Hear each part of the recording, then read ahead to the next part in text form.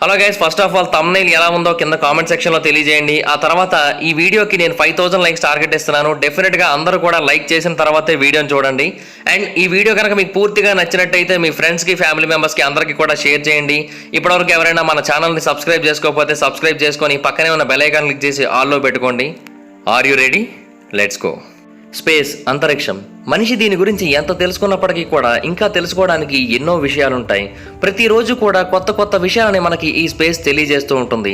ఎన్నో గ్రహాల గురించి తెలియజేస్తూ ఉంటుంది. ఎన్నో కొత్త కొత్త స్టార్స్ గురించి, స్టార్ సిస్టమ్స్ గురించి మనకు తెలియజేస్తూ ఉంటుంది. అయితే ఈ స్పేస్లో మనకి తెలియని ఎన్నో మిస్టరీలు కూడా దాగి ఉన్నాయి. శాస్త్రవేత్తలు ఇప్పటికీ కూడా అలాంటి కొన్ని వేల మిస్టరీల మీద పరిశోధనలు చేస్తున్నారు. వాటికి సంబంధించిన జవాబులను తెలుసుకోవడానికి ప్రయత్నిస్తున్నారు. అయితే అలాంటి ఒక మిస్టరీయే 1969లో జరిగింది. 1969 అనగానే మనకందరికీ కూడా అపోలో 11 మిషన్ గుర్తొస్తూ ఉంటుంది. ఎందుకంటే ఆ ఏడాది అపోలో 11 మిషన్ చంద్రుడి మీదకి వెళ్ళడం జరిగింది. నీల్ ఆమ్స్ట్రాంగ్ మొట్టమొదటిసారిగా చంద్రుడి మీద కాలు పెట్టడం జరిగిందని మనం చిన్నప్పటి నుంచి చదువుతూ వచ్చిందే. కాకపోతే దాన్ని ఫేక్ అనే వాళ్ళ సంఖ్య ఎక్కువ ఉంది రియల్ అనే వాళ్ళకంటే. కానీ దానికన్నా పెద్ద మిస్టరీ ఒకటి 1969లోనే జరిగింది. అది కూడా అపోలో మిషన్కి సంబంధించే జరిగింది. అపోలో 10 మిషన్కి సంబంధించి జరిగింది. అపోలో 10 మిషన్కి చెందిన కొంతమంది శాస్త్రవేత్తలు పైకి వెళ్ళినప్పుడు వాళ్ళకి ఒక విజిలింగ్ సౌండ్ అనేది వినిపించింది. ఆ విజిలింగ్ సౌండ్ అనేది ఏలియన్స్ పంపిన శబ్దం అని అనుకోవడం జరిగింది. సో ఈరోజు ఈ వీడియోలో ఆ శబ్దం వెనక ఉన్న అసలు నిజం ఏంటి, ఆ మిస్టరీ వీడిందా లేదా, ఇవన్నీ కూడా డీటెయిల్గా తెలుసుకోవడానికి ట్రై చేద్దాం. సో ఇంకెందుకు late, let's get into the video. Apollo 10 1969 మే నెలలో ఇది స్పేస్లోకి లాంచ్ అయింది. అదే ఏడాది అపోలో 11 కూడా స్పేస్లోకి లాంచ్ అయింది. కానీ అపోలో 10 ముందు లాంచ్ అవడం వలన అపోలో 11కి ఒక మార్గం క్లియర్ అయిందనే చెప్పాలి. ఈ అపోలో 10 ఇద్దరు హ్యూమన్స్ని లూనార్ సర్ఫేస్ మీదకి పంపాలన్న ఉద్దేశంతో స్పేస్లోకి లాంచ్ అవ్వడం జరిగింది. ఈ అపోలో 10 ఆస్ట్రోనాట్స్ చంద్రుడి మీదకి ఒక కమాండ్ మాడ్యూల్ ద్వారా వెళ్ళడం జరిగింది. అండ్ అందులోని ఇద్దరు క్రూ మెంబర్స్ లూనార్ మాడ్యూల్లో కూడా రైడ్ చేయడం జరిగింది. అండ్ చంద్రుడి యొక్క సర్ఫేస్ కంటే కేవలం 10 మైళ్ళ ఎత్తులోనే వాళ్ళు ప్రయాణించడం జరిగింది. అయితే ఆ టైంలోనే ఎవ్వరూ ఊహించని విధంగా ఒక మిస్టీరియస్ శబ్దం అనేది వినిపించింది. ఆ శబ్దం అప్పుడు రికార్డ్ అయిందన్న విషయం మాత్రమే మనకు తెలుసు. కానీ ఎవరికి కూడా ఆ శబ్దం ఏంటి, దాని గురించి అప్పట్లో అక్కడ ఉన్న ఆస్ట్రోనమర్స్ అయిన థామస్ స్టాఫోర్డ్, జాన్ యంగ్, యూజెన్ సెర్నెన్ వీళ్ళు ఏం మాట్లాడుకోవడం జరిగింది, అసలు వాళ్ళకి ఏం వినిపించింది, ఇదేది కూడా ఎవరికీ పూర్తిగా తెలియదు. అలాగే ఆ శబ్దం చంద్రుడి యొక్క మరొక భాగం నుంచి వచ్చింది. అంటే వీళ్ళు చంద్రుడి యొక్క వెలుతురు ఉన్న భాగం మీదుగా ప్రయాణిస్తున్న టైంలో చంద్రుడి యొక్క చీకటి భాగం నుంచి వచ్చిందని అయితే వాళ్ళు అభిప్రాయపడడం జరిగింది. తర్వాత దీని గురించి కొంతమంది ఆస్ట్రోనమర్స్ వాళ్ళ యొక్క పుస్తకాలలో రాయడం జరిగింది. సో దాని కారణంగానే దీని గురించి మరింత ఎక్కువగా బయటకు తెలిసింది.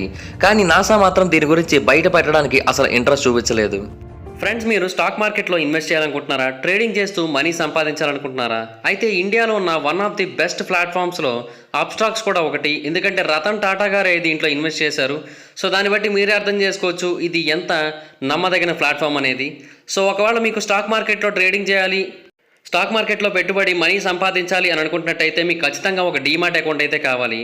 సో నేను డిస్క్రిప్షన్లో ఒక లింక్ ఇచ్చాను. ఆ లింక్ మీద క్లిక్ చేసి ఇప్పుడే అప్స్టాక్స్లో డీమాట్ అకౌంట్ అయితే ఓపెన్ చేసుకుని వెంటనే ట్రేడింగ్ చేయడం స్టార్ట్ చేయండి.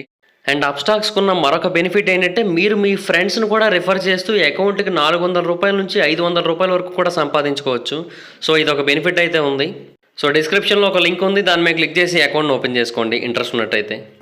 అయితే దీని గురించి కంటిన్యూస్గా ప్రశ్నలు వినిపిస్తూ ఉండడంతో ఎట్టకేలకి నాసా వాళ్ళు 2008వ సంవత్సరంలో దీని యొక్క ట్రాన్స్క్రిప్ట్ని అలాగే ఆడియోని బయటకు రిలీజ్ చేయడం జరిగింది. అంటే ఆ ఆస్ట్రోనమర్స్ మాట్లాడుకుంటున్న మాటల్ని అలాగే ఆ శబ్దాన్ని మనకు వినిపించడం జరిగింది. కానీ వాళ్ళ యొక్క వీడియో క్లిప్ని అయితే బయటకు రిలీజ్ చేయడం జరగలేదు. సరే, ఒకసారి ఆ ఆడియో క్లిప్ని మీరు కూడా వినండి, తర్వాత మళ్ళీ దాని గురించి మాట్లాడదాం.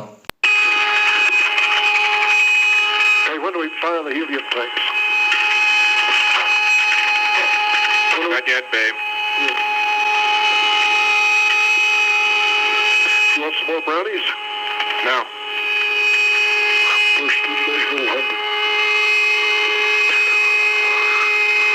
That music even sounds outer spacey, doesn't it? You hear that? That whistling sound? Richard. Yeah, it sounds like, outer space type music. Hey, Tom, is your insulation all burned off here on the front side of your window over here? Right? Yeah. Mine's all burned off. Where are you, John?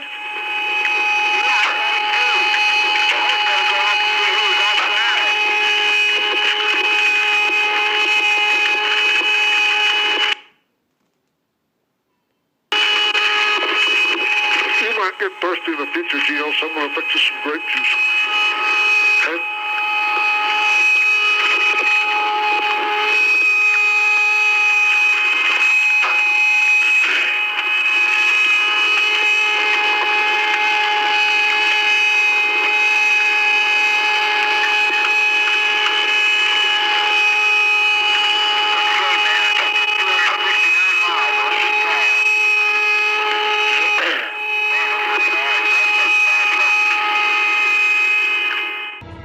విన్నారు కదా, ఆ శబ్దం ఏదైతే background లో వినిపిస్తోందో ఆ శబ్దాన్ని ఆ astronauts వినడం జరిగింది. అండ్ దాన్నే వాళ్ళు మిస్టీరియస్ శబ్దంగా ఫీల్ అవడం జరిగింది.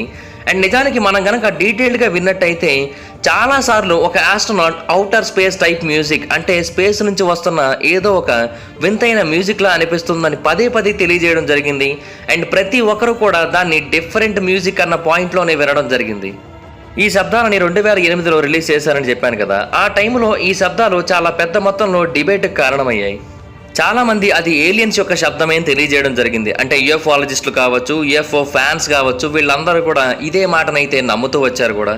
వాళ్ళందరూ చెప్పేది ఏంటంటే నీల్ ఆమ్స్ట్రాంగ్ చంద్రుడి మీద అడుగుపెట్టిన మొట్టమొదటిసారి నీల్ ఆమ్స్ట్రాంగ్కి కూడా చంద్రుడి మీద ఏదో ఒక బేస్ వంటిది కనబడినట్టుగా ఆయన తెలియజేయడం జరిగింది. సో ఖచ్చితంగా చంద్రుడి మీద గ్రహాంతరవాసులు నివసిస్తున్నారు అండ్ వాళ్ళ యొక్క బేస్ కూడా అక్కడ ఏర్పాటు చేసుకోవడం జరిగింది.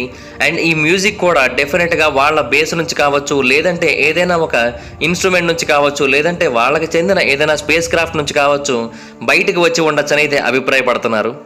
మిగతా వాళ్ళేమో అది నిజం కాదు, అది కంప్లీట్గా అబద్ధం అని అపోజ్ చేస్తూ ఉన్నారు. అండ్ నిజానికి నాసా వాళ్ళు కూడా ఇలాగ అపోజ్ చేస్తూనే వచ్చారు. నాసా వాళ్ళు కూడా ఇది ఏలియన్ మ్యూజిక్ కాదు అని తెలియజేశారు. తర్వాత యుఎస్ స్పేస్ ఏజెన్సీకి చెందిన ఒక ఇంజనీర్ ఏమని తెలియజేయడం జరిగిందంటే ఆ శబ్దం ఎల్ఎమ్స్ మరియు కమాండో మాడ్యూల్ యొక్క విహెచ్ఎఫ్ రేడియోస్ యొక్క ఇంటర్ఫీరెన్స్ కారణంగా, అంటే రెండు వేరు రేడియో సిగ్నల్స్ ఒకటే చోట ఒకదాన్ని ఒకటి ఢీ కొట్టినప్పుడు ఇటువంటి శబ్దాలు అనేవి రికార్డ్ అయ్యే అవకాశం ఉందని అయితే తెలియజేశారు. ఎల్ఎం అంటే లూనార్ మాడ్యూల్, సిఎం అంటే కమాండ్ మాడ్యూల్. అయితే ఆ టైంలో అపోలో 10 స్పేస్ క్రాఫ్ట్ లో ఆస్ట్రోనామర్స్ గా ఉన్న Tom Stafford, Gene Cernan, John Young. వీళ్ళలో lunar module Gene Cernan, command module John Young. ఈ శబ్దం వాళ్ళకి ఎప్పుడు వినిపించిందంటే ఎగ్జాక్ట్ గా జాన్ యంగ్ వీళ్ళిద్దరితో సెపరేట్ అయిపోయినప్పుడు, అంటే కమాండ్ మాడ్యూల్ లూనార్ మాడ్యూల్ రెండు కూడా సెపరేట్ అయిపోయినప్పుడు ఈ శబ్దం వాళ్ళందరికీ కూడా వినిపించడం జరిగింది. దీని గురించి మైకెల్ కాలిన్స్ అనే ఒక అపోలో 11 ఆస్ట్రోనాట్ కూడా తన యొక్క పుస్తకంలో రాయడం జరిగింది. ఆ పుస్తకం పేరు క్యారియింగ్ ద ఫైర్. ఆ పుస్తకాన్ని అతను 1974లో రాశాడు. అండ్ అతను కూడా అపోలో 11 మిషన్ టైంలో ఈ వింతైన శబ్దాన్ని వినడం జరిగిందని చెప్పాడు. And Neel Armstrong, buzz Aldrin వీళ్ళిద్దరూ కూడా సర్ఫేస్ మీద నడుస్తూ ఉంటే ఆయన చంద్రుడి మీద మరొక ప్రాంతానికి వెళ్ళడం జరిగింది. సో అప్పుడు ఆయన కూడా ఈ టైప్ ఆఫ్ వింతైన ఊ అనే ఒక శబ్దాన్ని వినడం జరిగిందని తెలియజేశాడు. అండ్ అప్పట్లో డిజిటల్ రేడియోస్ అనేవి లేవు. ఆ తర్వాత చాలా కాలం తర్వాత మాత్రమే డిజిటల్ రేడియోస్ వచ్చాయి. అప్పట్లో ఎనలాగ్ విహెచ్ఎఫ్ రేడియోస్ మాత్రమే ఉండేవి. వీటి యొక్క రేడియో ఫ్రీక్వెన్సీ సిగ్నల్స్ ఒక్కొక్కసారి ఒకదాంతో ఒకటి ఇంటర్ఫియర్ అవుతూ ఉంటాయి. ఆ టైంలో కొన్ని శబ్దాలు క్రియేట్ అవుతూ ఉంటాయి. ఆ శబ్దాలు మనుషులు వినేటట్టుగా కూడా ఉంటాయి. సో అలాగే ఇవి క్రియేట్ అవ్వడం జరిగింది. ఈ ప్రాసెస్ని హెటెరో డైనింగ్ అని పిలుస్తూ ఉంటారు. ఎలక్ట్రానిక్ మ్యూజిక్ సింథసైజర్స్ కూడా సేమ్ ఎఫెక్ట్ని రింగ్ మాడ్యులేటర్ మాడ్యూల్ని ఉపయోగించి ప్రొడ్యూస్ చేయడం జరుగుతుంది. అలాగే మైకెల్ కాలిన్స్ కూడా ఈ మాటను యాక్సెప్ట్ చేయడం జరిగింది. అంటే రేడియో ఇంటర్ఫియరెన్స్ కారణంగానే ఇది వచ్చి ఉండొచ్చు అన్న మాటని అతను కూడా యాక్సెప్ట్ చేయడం జరిగింది. అతను ఆ శబ్దాలని అపోలో 11 టైంలో విన్నప్పుడు కూడా అతను పెద్దగా భయపడలేదు. ఎందుకంటే ఆల్రెడీ దీని గురించి అతనికి చెప్పడం జరిగింది. సో దాని కారణంగా అతను ఏమాత్రం భయపడలేదు. లేదంటే నేను కూడా చాలా ఎక్కువగా భయపడాల్సి వచ్చేదని అతను కూడా తన యొక్క పుస్తకంలో తెలియజేయడం జరిగింది. సో ఫైనల్గా చాలా మంది నమ్మేది ఏంటంటే ఆ వింతైన శబ్దం రావడానికి కారణం రేడియో ఇంటర్ఫీరెన్స్ అని. కానీ ఇప్పటికీ కూడా కొంతమంది యూఎఫ్ఓలాజిస్టులు అలాగే యూఎఫ్ఓలకు సంబంధించిన థియరీస్ని ఇష్టపడే వాళ్ళు కూడా ఈ మాటల్ని యాక్సెప్ట్ చేయట్లేదు. ఇప్పటికీ కూడా ఆ శబ్దాలు ఏలియన్స్ నుంచే వచ్చాయని అయితే అభిప్రాయపడుతున్నారు. అండ్ వాడు ప్రశ్నిస్తున్న మరొక ప్రశ్న ఏంటి అంటే ఒకవేళ ఇవి నిజంగా రేడియో ఇంటర్ఫీరెన్స్ కారణంగానే వచ్చినట్టయితే 1969లో జరిగిన ఈ సంఘటనని ఎందుకని ఇమీడియట్ గా క్లాసిఫై చేయడం జరిగింది? అండ్ 2008 నాటికి ట్రాన్స్మిషన్స్ ని బయటకు రిలీజ్ చేశారు కదా, అప్పుడు మనకి 1982లోనే వీటిని డీక్లాసిఫై చేయాలని అనుకున్నాం, కానీ చేయలేకపోయాం అని అయితే తెలియజేయడం జరిగింది. మరి 1982లో ఎందుకు వీటిని డీక్లాసిఫై చేయాలనుకున్నారు, ఎందుకు చేయకుండా ఆగిపోయారు, ఫైనల్గా 2012 నాటికి పూర్తి స్థాయిలో ఆడియో ఫైల్స్ని ఆన్లైన్లోకి ఎందుకు అప్లోడ్ చేయడం జరిగింది, ఈ మధ్యలో ఏమన్నా మార్పులు జరిగాయా? ఖచ్చితంగా నాసా దీని వెనక ఏదో దాస్తోందనిపిస్తోంది, అదేంటో తెలియజేయాల్సి ఉంటుంది.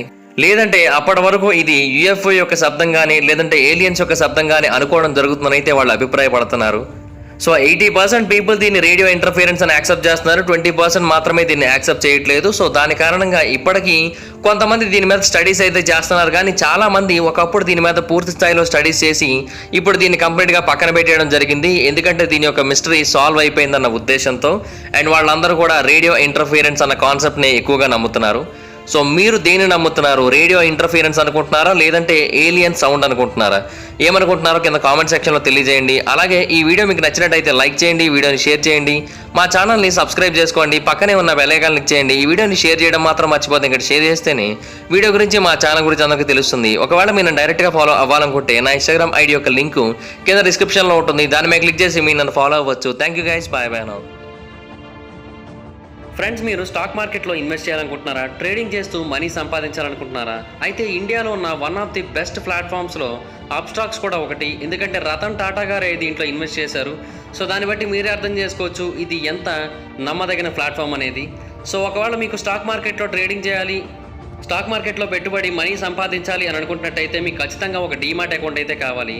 సో నేను డిస్క్రిప్షన్లో ఒక లింక్ ఇచ్చాను, ఆ లింక్ మీద క్లిక్ చేసి ఇప్పుడే అప్స్టాక్స్లో డీమాట్ అకౌంట్ అయితే ఓపెన్ చేసుకుని వెంటనే ట్రేడింగ్ చేయడం స్టార్ట్ చేయండి. అండ్ అప్స్టాక్స్కున్న మరొక బెనిఫిట్ ఏంటంటే మీరు మీ ఫ్రెండ్స్ను కూడా రిఫర్ చేస్తూ ఈ అకౌంట్కి 400 రూపాయల నుంచి 500 రూపాయల వరకు కూడా సంపాదించుకోవచ్చు. సో ఇది ఒక బెనిఫిట్ అయితే ఉంది. సో డిస్క్రిప్షన్లో ఒక లింక్ ఉంది, దాని మీద క్లిక్ చేసి అకౌంట్ ఓపెన్ చేసుకోండి ఇంట్రెస్ట్ ఉన్నట్టయితే.